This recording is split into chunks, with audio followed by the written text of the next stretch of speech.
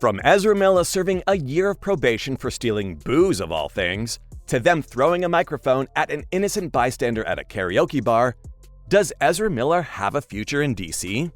Especially with James Gunn's plans to revamp the DCU? Well, let's go back to the drawing board for this one, because the politics in the entertainment industry is where things get really spicy.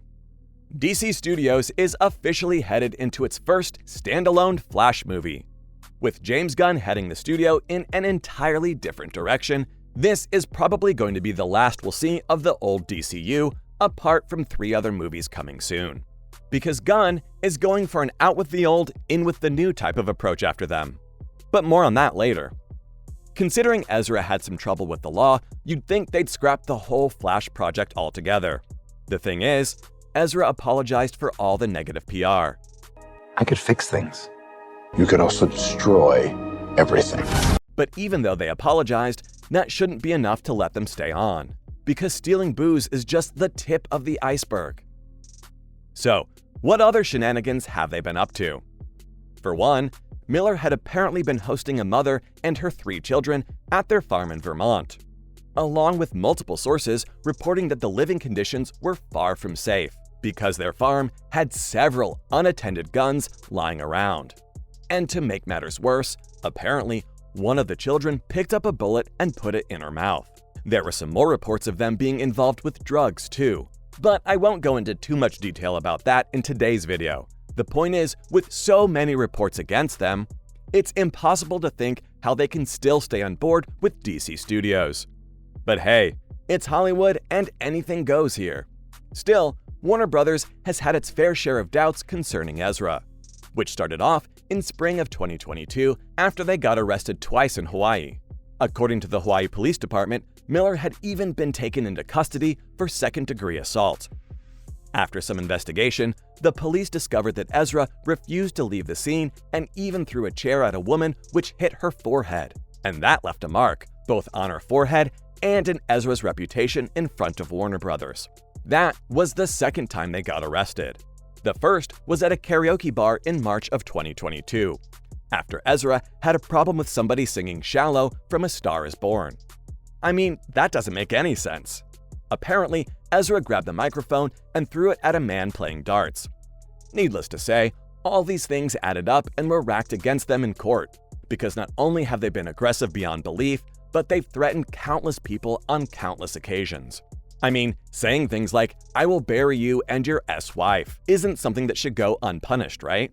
That is not true. That is not true. I am not even one of the bigger ones here. I think we are surrounded by some of the biggest. Thankfully, none of these things were left unpunished, and Ezra ended up with 1 year probation and a $500 fine, which is nothing when you think about all the bad things they've done, but at least it was something. Enough to prompt the Warner Brothers executives to hold a meeting to talk about Miller's future with the franchise. Thankfully, after this movie is done, the executives have decided to pause all future projects with the actor until further notice. And yes, that includes their role in the Fantastic Beasts franchise. I think that deserves a big fat hallelujah. Although most people would agree that it would have been better if they decided to boot them off the upcoming movie too, but as it appears, their apology worked and the executives decided not to cancel the Flash's theatrical release. I'm sure you're all wondering what Ezra had to say about all the allegations against them too. So let's touch on that a little bit. Apparently, they've admitted to having some complex mental health issues, and that they've started going into therapy to fix them. Well, at least they're being honest and willing to work on their issues, you know? Because at the end of the day, nobody's perfect. For now, it's good to know that they've committed to putting in the work necessary to get back to a healthy stage in their life. But that doesn't matter now, because their future with the DC isn't looking so bright. Sure, their apology managed to help them keep working on the upcoming Flash movie, but Miller won't remain as the DCEU's big screen Flash in the future. At least, that's what the executives have been saying. Here's the confusing part though. Peter Gunn and Peter Safran's recent interview with The Hollywood Reporter made it sound like Miller's future in the DCEU hasn't been decided yet. Safran explicitly said that Ezra is committed to their recovery and that the studio is supportive of their road to recovery. that can only mean them continuing to work as the Flash in the future is still in the cards, even when the majority of people don't want them to continue after everything they've done. But that's DC Studios for you. They do the opposite of what the fans want. Exhibit A, completely rethinking the entire DC universe and removing fan-favorite actors like Henry Cavill from the Superman franchise. Exhibit B, firing and rehiring Ezra Miller for the Flash franchise. So, Ezra Miller's door is still open in the DCU, even after the Flash standalone hits theaters on June 16th, because Safran truly believes that Ezra is committed to their recovery, and the studio is willing to be supportive. Unless the actor does something else, of course. As of right now, they're just focusing on their recovery. And it seems like Ezra's making some progress too, because we haven't heard about any new allegations against them, or any run-in with the law for that matter. Maybe Ezra coming out and talking about their mental health issues made all this possible. Plus, they've managed to stay out of trouble too. So, credit where credit is due.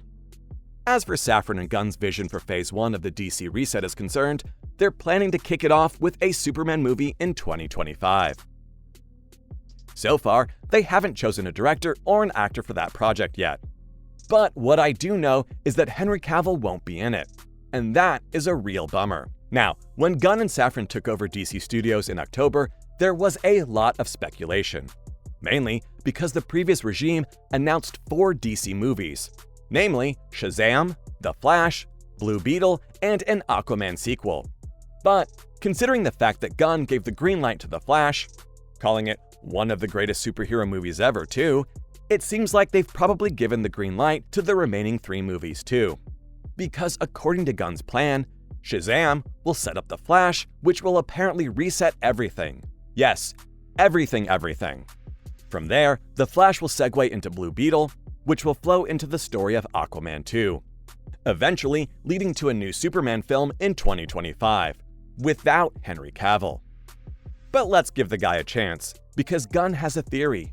He essentially thinks that the DCU hasn't been as successful as the MCU because of all the chaos coming from a loose policy towards intellectual property.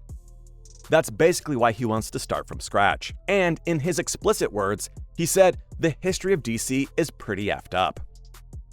So, with the 4 upcoming DC movies, they're going to be building a better DCU with a less chaotic universe.